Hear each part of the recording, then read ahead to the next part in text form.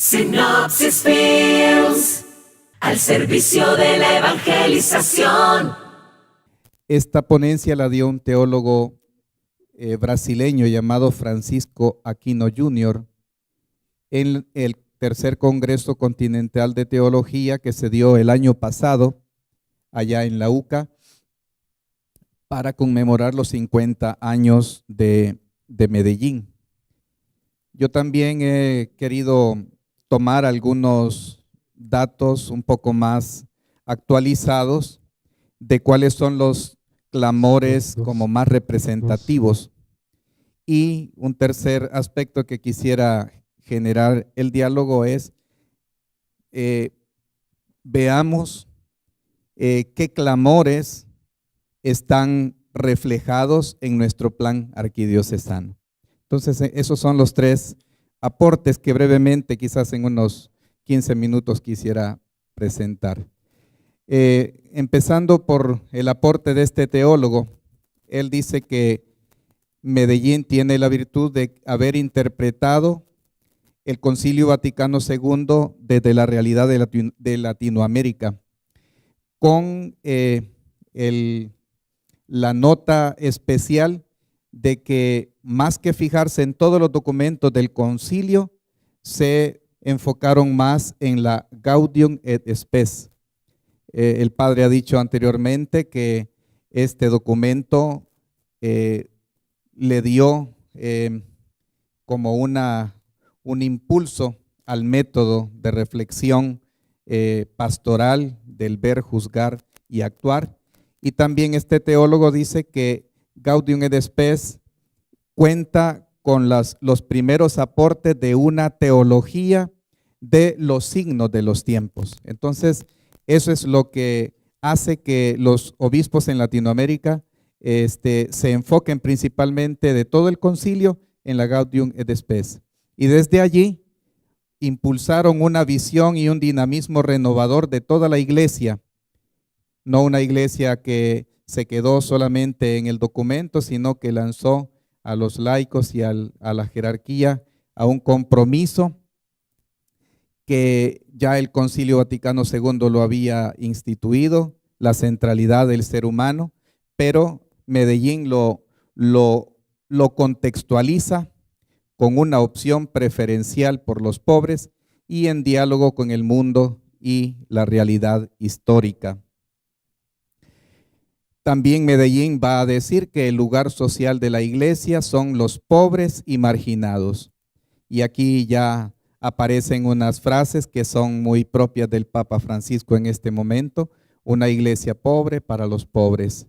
Entonces ya es Medellín el que tiene esta visión. La pobreza es el mayor desafío al que se debe enfrentar en la evangelización y convocar a los cristianos a construir una sociedad justa con compromiso y desarrollo humano integral. Este es como el lugar de la iglesia, donde está la pobreza, ahí están sus principales desafíos evangelizadores. El pueblo pobre es central en la misión de todo tiempo y en todo lugar. En todo el discurso inaugural del Papa Pablo VI sobre esta conferencia, pues ya hay como una legitimación a este esfuerzo y a esta efervescencia histórica que tenían las iglesias latinoamericanas. Entonces el Papa Pablo VI vino como a ratificar, a impulsar y a dar unas orientaciones espirituales y orientaciones sociales, le llama él en su discurso inaugural. Luego los obispos en su mensaje final van a hacer pronunciamientos muy claros. En ese documento pues nosotros encontramos afirmaciones muy claves que reflejan esa nueva visión de iglesia. Dicen que no están enfocándose en la realidad como técnicos, sino como pastores. América Latina parece que vive aún bajo el signo trágico del subdesarrollo, que no solo aparta a nuestros hermanos del goce de los bienes materiales, sino de la misma realización humana. Hay en sus mensajes también otras afirmaciones que que definitivamente hay que volverlas a leer para entender que en síntesis por esa vía va pues el aporte eclesiológico. Este teólogo hace 3 preguntas. ¿Dónde claman los pobres? ¿Cómo claman y cómo resisten? Y antes de entrar a su enumeración de esos clamores, dice que el primer reto más importante y necesario que asumió Medellín fue escuchar esos clamores. De aquí surgieron muchas implicaciones pastorales evangelizadoras que exigieron inserción, encarnación, hasta compartir con los pobres sus luchas y sus esperanzas. Y ya el padre decía, pues, todo lo que ha significado históricamente una iglesia perseguida, una iglesia martirial. Entonces, la clave es si hay esa voluntad de escucha, porque no escucha el que ya da por supuesto los clamores.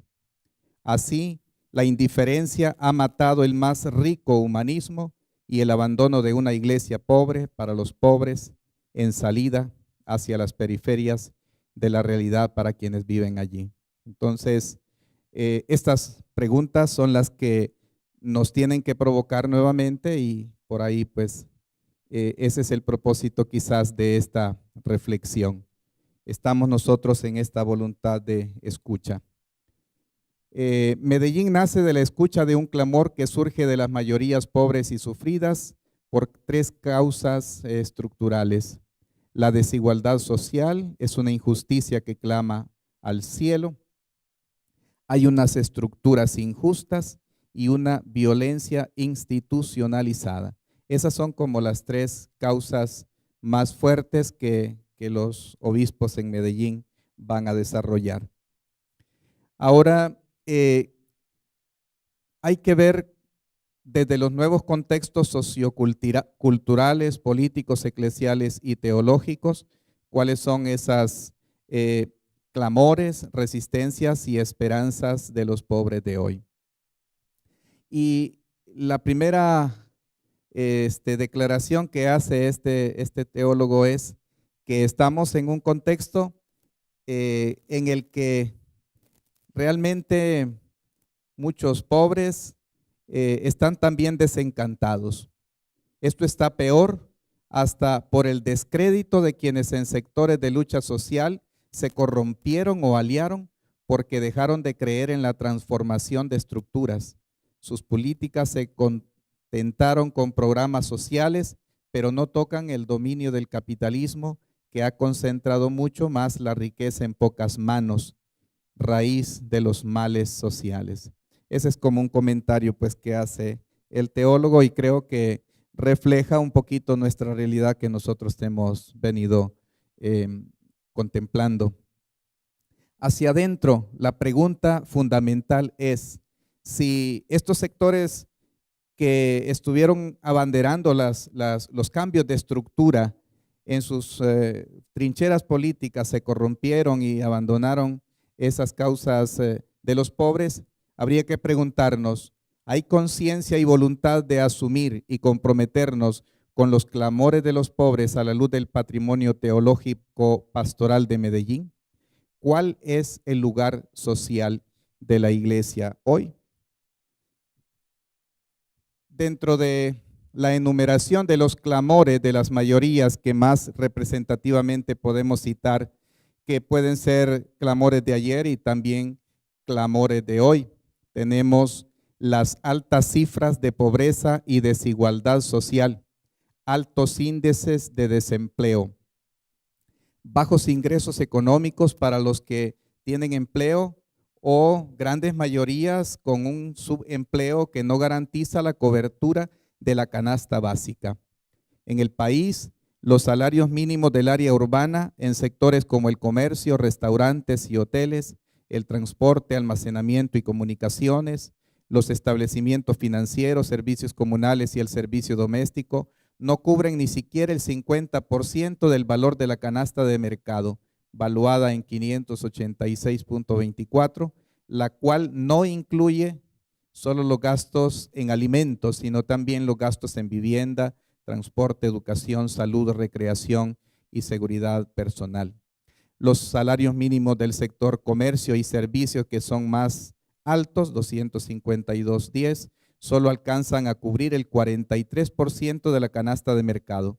Eso nos refleja que las personas trabajadoras, para poder llenar otras necesidades que van más allá de las que son puramente alimenticias, definitivamente deben sacrificar algunas necesidades alimenticias, nutricionales y de calorías. Este es un poco el escenario y de este sector pues surgen estos clamores. Otros clamores más actualizados: la falta de agua potable desemboca en protestas por parte de los habitantes de varios municipios, haciendo un llamado a las autoridades de gobierno para que le brinden una solución. Sin embargo, la ANDA continúa haciendo caso omiso al clamor de cientos de familias angustiadas por falta del vital líquido. Ante las amenazas de una posible privatización del agua, diversas voces se han alzado para defender el derecho al agua y evitar que el recurso hídrico se convierta en una mercancía.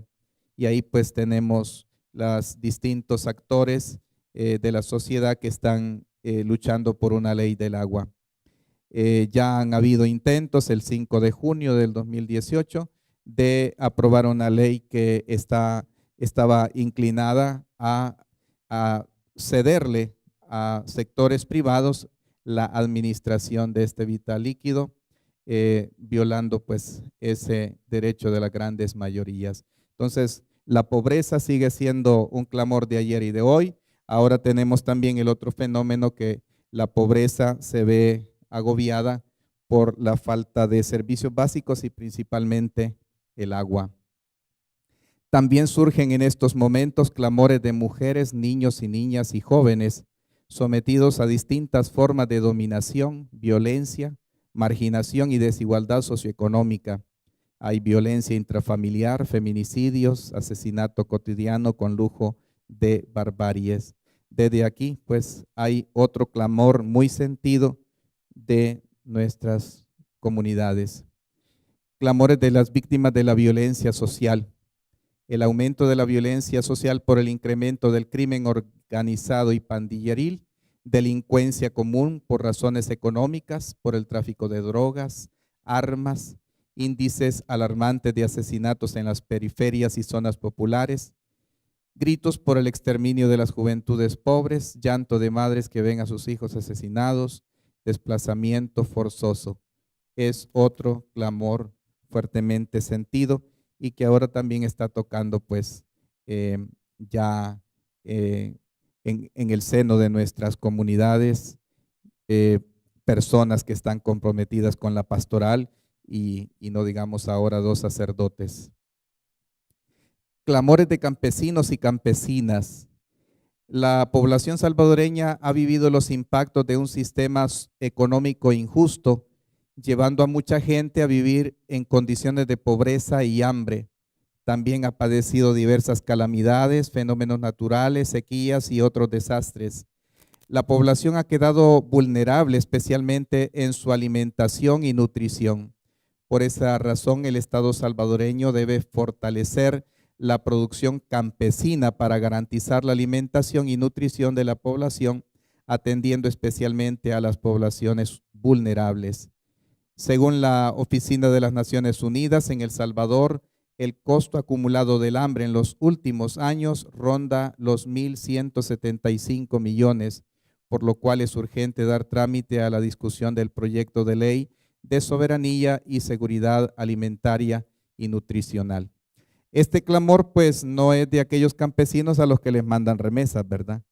Tampoco es el clamor de los sectores agroindustriales que han monopolizado el uso de la tierra para, digamos, la producción de caña.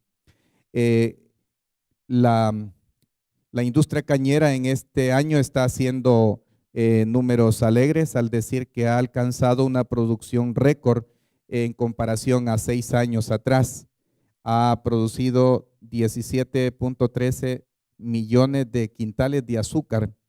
Y venía escuchando ahora a un jurista que dice que solo el año pasado la industria azucarera internamente en el mercado del país tuvo una venta de 64 millones y no digamos los millones que hace de la venta en exportación, ¿verdad?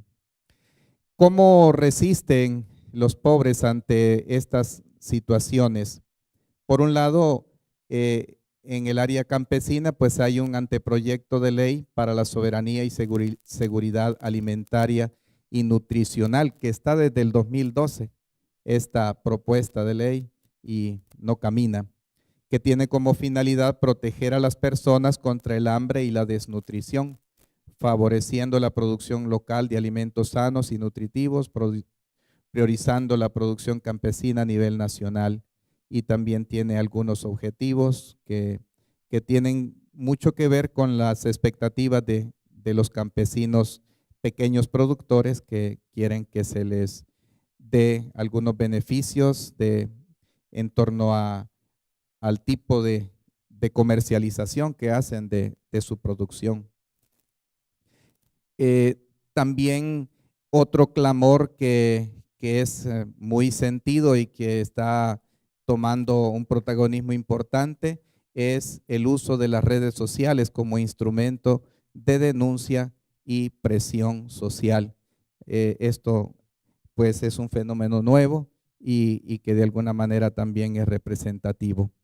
Así es que haciendo ese repaso rápido de esos clamores actualizados en el país, también es importante que veamos si esos clamores están reflejados en el plan pastoral arquidiocesano.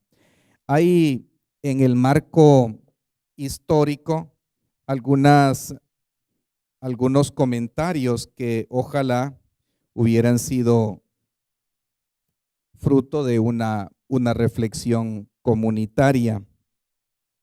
Por ejemplo, cuando se habla del liderazgo social y eclesial de Monseñor Luis Chávez y González, se dice que Medellín provocó a nivel nacional una actualización y renovación de la iglesia que descubrió a los pobres en su muerte lenta y violenta. La realidad del país muestra una sociedad inestable política, económica y socialmente. Luego, en la semana de pastoral del 76, la arquidiócesis se lanza aún más decididamente al servicio y compromiso de los pobres. La opción fundamental en el 76 fue la evangelización y la acción por la justicia a partir de los pobres. Luego, en este mismo documento, se dice que ya en tiempos de Monseñor Sáenz se asumieron nuevos retos. Se tenía claro de que después de la guerra había que trabajar la reconstrucción y la reconciliación.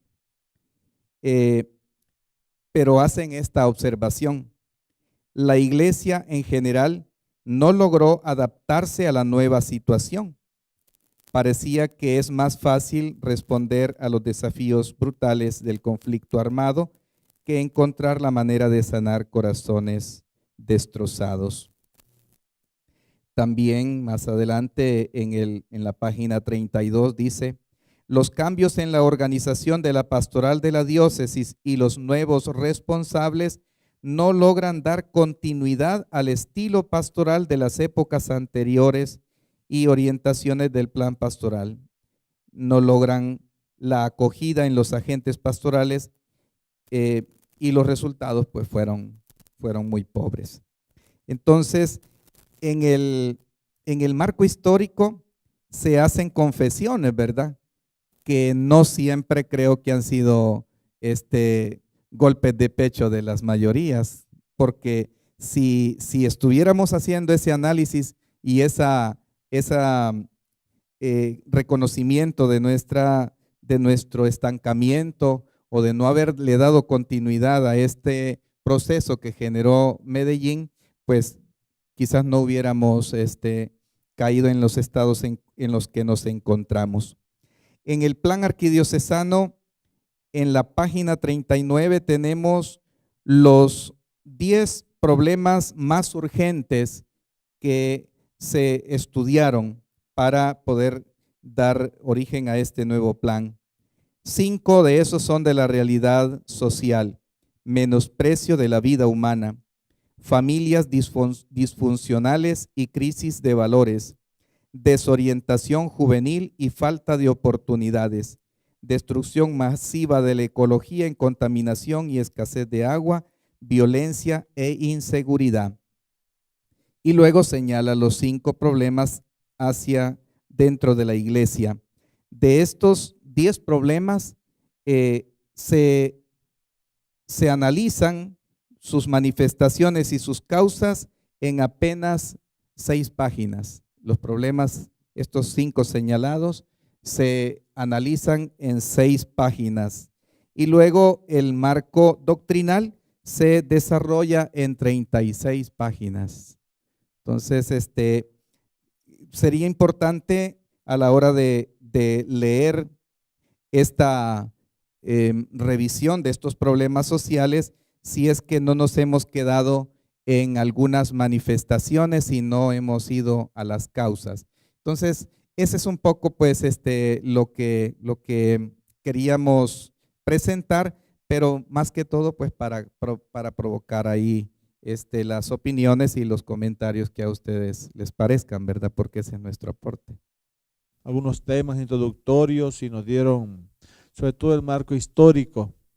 Y una conclusión, recuerdo yo, de ese marco histórico es que la iglesia en El Salvador actúa tarde ante los problemas. Pasan las cosas y hasta después que han pasado las cosas, vamos a ver qué hacemos. Entonces, parece, porque en esa charla se nos estuvo hablando de cuál ha sido la reacción de la iglesia en las últimas décadas con los últimos obispos. Y una conclusión, recuerdo yo, que se dijo en esa charla, que hemos sido de 2 tipos. Hemos sido o muy reactivos, es decir, apagar el fuego cuando ya está, y hemos actuado tarde o después que han pasado los hechos o los acontecimientos. ¿Qué tanto nuestro plan puede quedarse o puede, digamos, estancarse o ya nació estancado? No sé. Aquí vamos a analizarlo. En cuanto a estos 2 fenómenos, a ser reactivos ante lo presente y no prever el futuro. Y segundo, ¿ya? El aspecto de integrar realmente los elementos históricos fundamentales, valiosos que tenemos como diócesis o como iglesia en general y que muchas veces no se ven reflejados en una acción pastoral. Es mi comentario. Yo creería que la escucha del clamor de los pobres, y en base a lo que Víctor nos ha presentado, que una buena síntesis, va en dos vías. La primera es la escucha de las grandes luchas a nivel social, que ya nos las ha presentado hoy Víctor, ¿verdad? Ahí faltó una que me parece muy buena, que hoy en la mañana también se hizo la lucha de pedir a la asamblea de hacer una ley de restauración, de justicia restaurativa, una ley de reconciliación salida de las víctimas, ¿verdad? No querer hacer una nueva ley de amnistía. Entonces, estas son las luchas a gran nivel social y que la iglesia tiene que acompañar desde las instituciones, porque se necesita un diálogo con otra institución. Pero está el otro nivel, que es la escucha de los clamores abajo, que ahí nos toca a cada uno de nosotros como pastores, y no solo a nosotros como pastores, sino enseñarle al laico a escuchar también el clamor de sus hermanos, porque de repente yo siento que solo el cura es el que tiene que escuchar el clamor, ¿verdad? Yo creo que eso fue algo bueno de las comunidades eclesiales de base de las que nos habló el padre, que la gente aprendió a escucharse, ¿verdad? El padre mismo dice que era una señora la que lo guiaba a visitar, era porque el laico se había empoderado. Entonces ahorita creo que al laico somos muy paternalistas nosotros por veces, y al laico lo encubrimos y lo tenemos metido en la sacristía. Y bueno, uno solo mira por ejemplo, los tipos de pastorales que armamos. Una pastoral de la liturgia, que es para servicio de la comunidad. Coros, que es servicio para la comunidad. acción social que es para los enfermos de nuestra comunidad. Pero, por ejemplo, una de derechos humanos, por ejemplo. ¿Cómo le cuesta a los laicos y a los sacerdotes decir es que esa es una pastoral necesaria para proyectarse y escuchar el clamor de la gente, ¿verdad? O una pastoral, por ejemplo, de sanación. Cuando hablan de pastoral de sanación, pues imaginan orar por la gente, ¿verdad? Pero la sanación va en el sentido de escuchar, ¿verdad? El dolor de la gente y ver cómo le atendemos con psicólogos o con otras personas especialistas para que le ayuden a superar su dolor, etcétera. O sea, yo creo que estos dos niveles son los que tienen que estar y que muchas veces nos fallan, ¿verdad? No estamos acostumbrados o no nos hemos formado para eso, tampoco el seminario nos formó para eso, ¿verdad? Para escuchar el clamor, y no estamos formando a los laicos para que se escuchen ellos, que ellos escuchen el clamor, que ellos asuman y digan, bueno, yo soy agente de pastoral y yo tengo que escuchar el clamor de la gente que está ahí a mi lado. Entonces, yo creo que por allí va un problema. Es meritorio de tantos sacerdotes que si lo mandan a una zona conflictiva se va a meter y ahí está viviendo con la gente. Pero esa faceta de una pastoral encarnada, insertada en la realidad de la gente, no está visibilizado. Y quizás este esfuerzo de reflexión es como para no perder esa continuidad, porque ahí está también una fidelidad que hay que seguir estimulando. De lo contrario, también corre peligro nuestra nueva generación, los nuevos sacerdotes, que nosotros no los metamos en esa línea. Interesante lo que decía el padre, a un seminarista con interés de conocer un modelo de pastoral, lo mete en donde puede aprender. No le termina diciendo vaya y solamente visite los enfermos. O sea, el trabajo pastoral como que a uno lo va metiendo a unas realidades que después se le convierten en un estilo de vida.